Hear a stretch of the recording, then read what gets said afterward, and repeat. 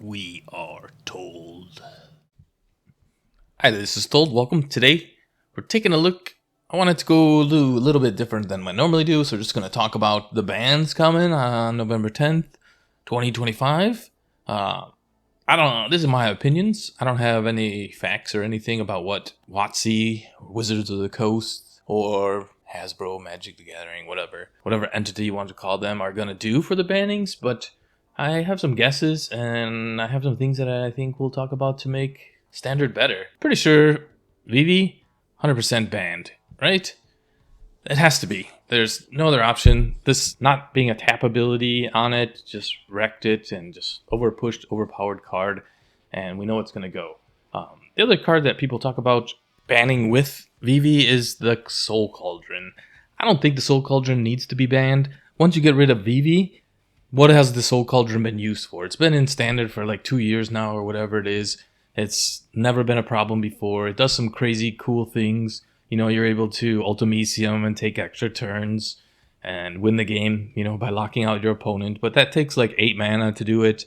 And, you know, probably turn 4 or 5 or 5 or 6 or something to do that. So, and other than that, you know, what? You eat a loot and then you have like the 3 loot abilities and, you know, maybe there could be other cards printed, but I don't think Soul Cauldron needs a banned if you get rid of Vivi. But there is another card in the Izzet deck that I think needs to be added to the ban list, and that's Props. Eidetic Memory. The ability to draw cards has been pushed recently in, right, with the harmonized cards. You know, you're able to, you know, cheaply draw and discard, and sure, that's pushed by Vivi, but you get 1 turn of Profs out where you pump a guy that has 4 power, and you're able to, you know, cast these for like 2 mana or 1 mana from your graveyard, and, you know, maybe you're not attacking to get that Profs trigger, but I think it's been proven that the Izzet deck can function without the Cauldron, and it's still too powerful, and so you got to get rid of Profs. I think it's a must ban. So yeah, that's the Vivi deck, and then when you do that, you know, the next top deck is Mono Red, and if you saw my most recent video,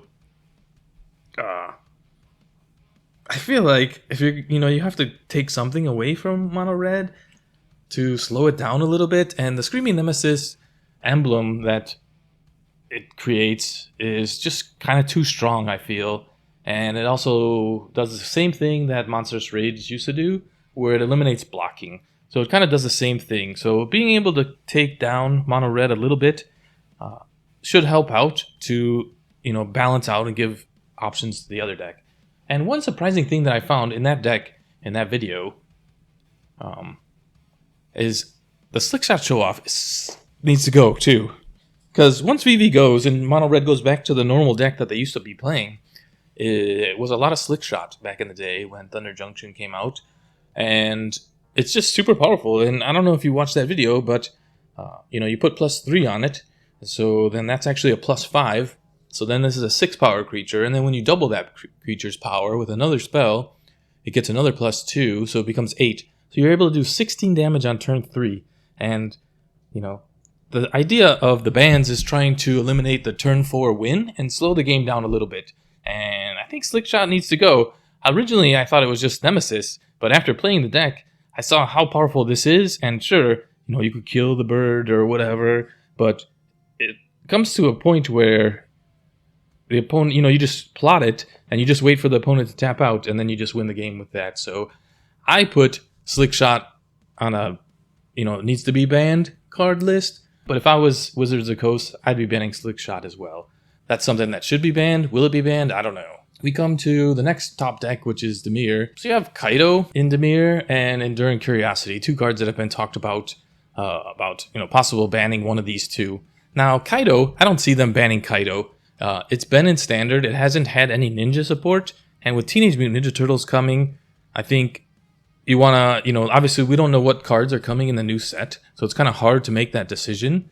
But with the Ninja Turtles coming, you want to have Kaido in there because you're going to get a bunch of ninjas this time. But definitely future bannings, depending on the power level of what comes from Ninja Turtles, most likely, will determine if Kaido needs to be banned. If there's really good cards in there that really break Kaido, then I could see it getting banned at this time. but I just don't see it getting banned. I think Enduring Curiosity is the better card to ban from the Dimir deck. I was watching Ash Lizzle.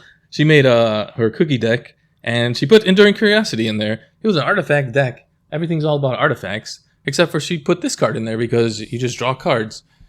Because this card's overpowered and overpushed. And, you know, she made a video today or yesterday that was talking about, you know, bannings and how frustrated she is.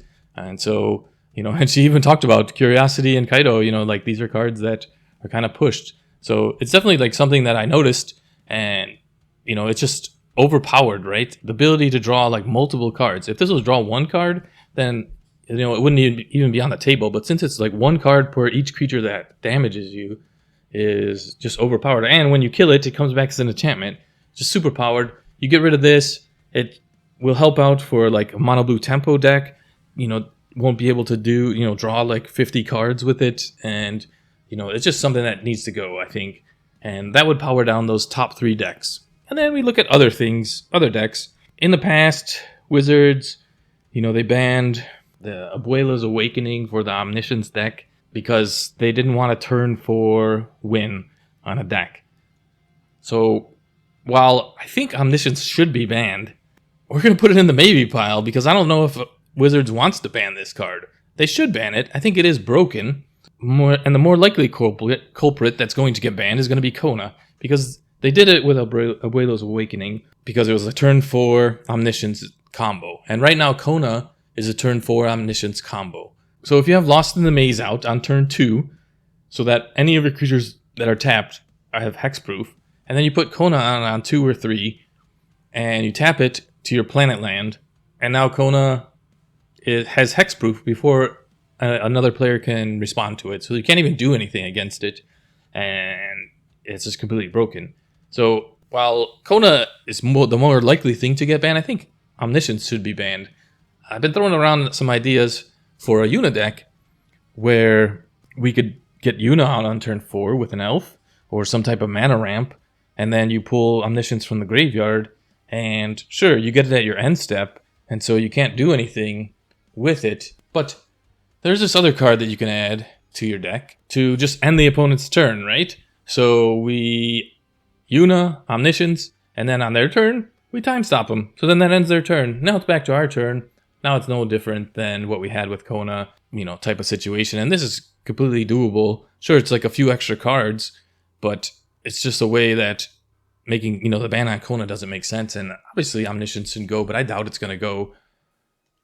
But, you know, I'm going to try to make that deck and see how we could play it and see how it does. But I really feel like Omniscience should go. But most likely Kona should get the ban, or will get the ban. Maybe not should is the wrong term. Maybe that will get the ban. And then the other deck that's kind of gross and disgusting, turn 4 win, is the Bringer with, what's his name? Or Carveo.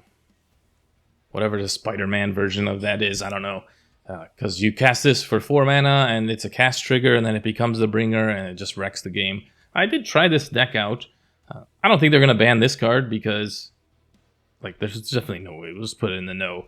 They're not going to ban this card because it's a new card. It just came out. I don't think it's broken in any way, or, you know, without the Bringer, it's not as broken as it is. Sure, you get like an Arden, and then Arden gets another creature.